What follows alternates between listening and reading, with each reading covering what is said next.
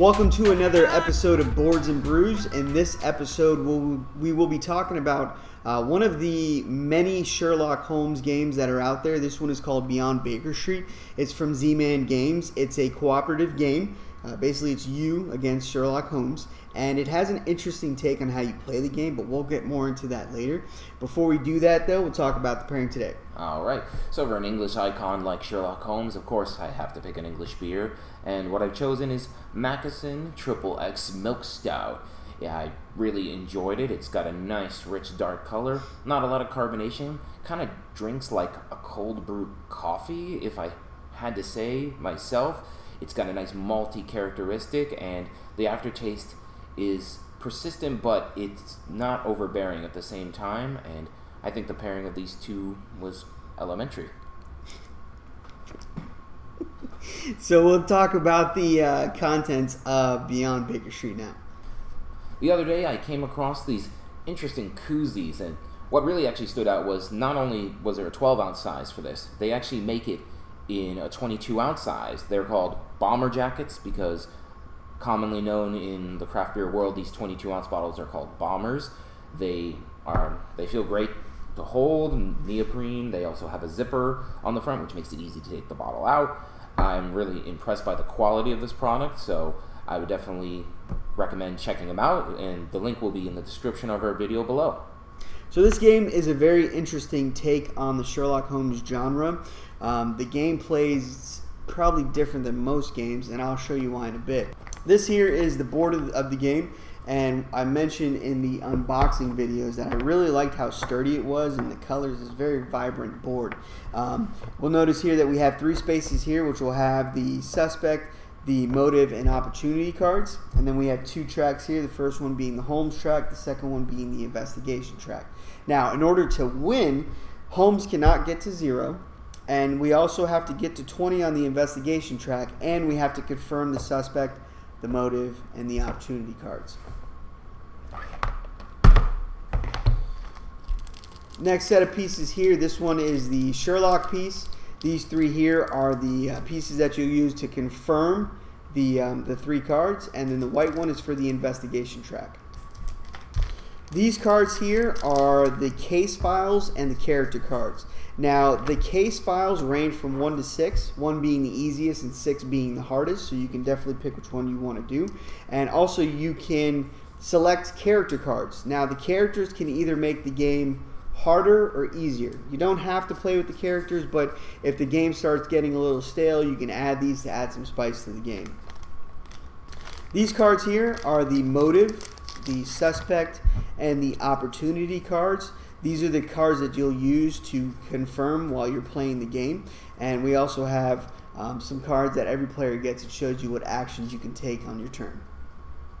The last set of cards are the clue cards, and this is where the game gets interesting. So every player gets clue cards, but instead of seeing what you have, you're actually supposed to hold the cards out so your teammates can see them.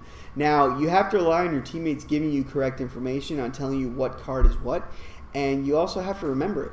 So if they tell you a certain type of card and what color it might be and what it could do, you have to remember what it is. So that's a very interesting twist on the game, not being able to see the cards that you have. So we'll go ahead and show you how the game plays out now. We're going to play through Beyond Baker Street now. We're going to try to keep the playthrough going while we talk about the game, because it's kind of hard to show what we're doing while we're talking because of the way the game's set up. So we're going to go ahead and start playing now, essentially. Now, before we get into it, we have the cards that are faced out. I'm going to go first, so we have to kind of go through the different actions. I'm going to start off by assisting and telling Joey that these 2 cards are red. Those 2 are red. Yes. Beautiful. Now I'm going to move up 1. Alright. I will start off by assisting and letting Mark know these 2 are purple. Alright, so move up 1. Yes. Nailed it. That is correct. Gee, it's a good thing I can do that since I can't confirm anything. So Because my I'm character can't do going that. to... Now you have to take one of them. Oh, Yeah. yes. I'm going to eliminate this. Temptation to So love. this Don't moves forget up this 8. one. Don't mix it up. Oh, Yeah, yours this is one's double? where it ends up Yeah, taking the my place. guy Yeah. doubles the. Oh, wait. All eliminations? So this is the old one. Damn. Yeah. This is the old place. Yeah. How do we get him to go back one again? Zach can do it once during the Confirm. game. Oh, No, confirm. and then Zach can do it. Okay. So And he only before goes you- back one. Right. Right. Okay. So I already went my turn. You already went your turn. Yeah. Before you go though. Yeah. Could confirm. What? So before we continue the game, we're going to talk about the first thing: how easy or hard was it to learn the game? Now, when I received the game and I read the instructions, it clicked immediately. The game was extremely easy to learn. Now, actually playing the game and going through the actions, that's a different story. There is a slight of a bit of a learning curve because the game is actually pretty hard, but that's good. But learning the game and playing it was very easy. Would you guys agree? Yeah. Yeah.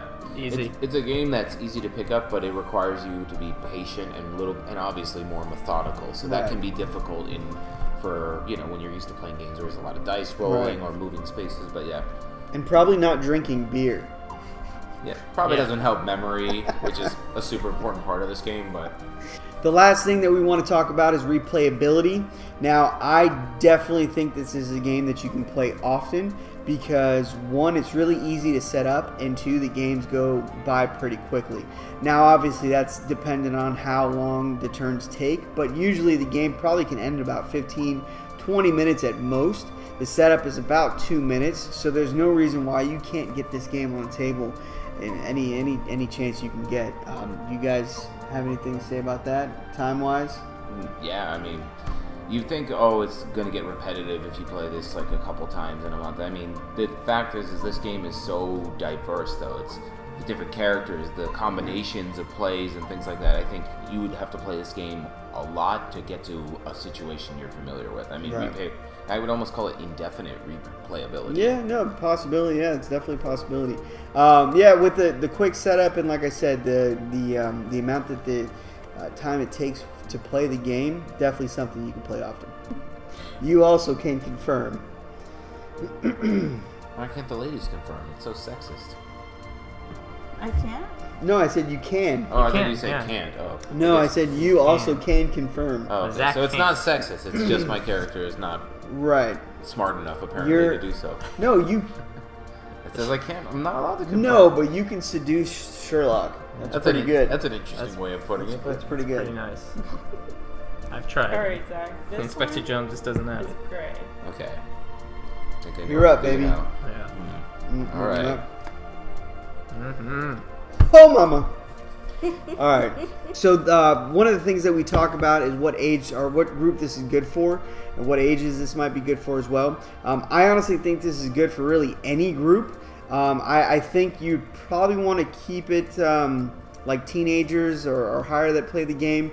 I don't think this is really good for kids because of the memory part and the strategizing.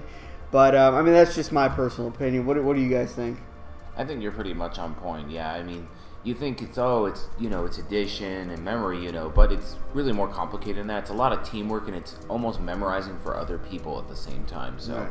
yeah, I think maybe like teenagers 12 and up. But yeah, I don't even know. It probably says it on the box. But yeah. Probably. But yeah, I think whatever age is on there, and we'll add that at the end of the video, it's definitely good for that group and probably that group only. But in regards to like the people that you play with and your hardcore and casual friends, I think it's good for really any type of group. So we officially beat Sherlock Holmes. We solved the case before he could because as a group we're just much more smarter than him, obviously. So it was great playing this game. I really enjoy playing it. Definitely something that you should pick up. And I mean, if that's it, then Yeah, I had a lot of fun personally, and I'm hoping to play this game in the future. So there you go. Awesome. All right, well, thanks again for watching. Again, please subscribe if you can, and we'll see you again next week.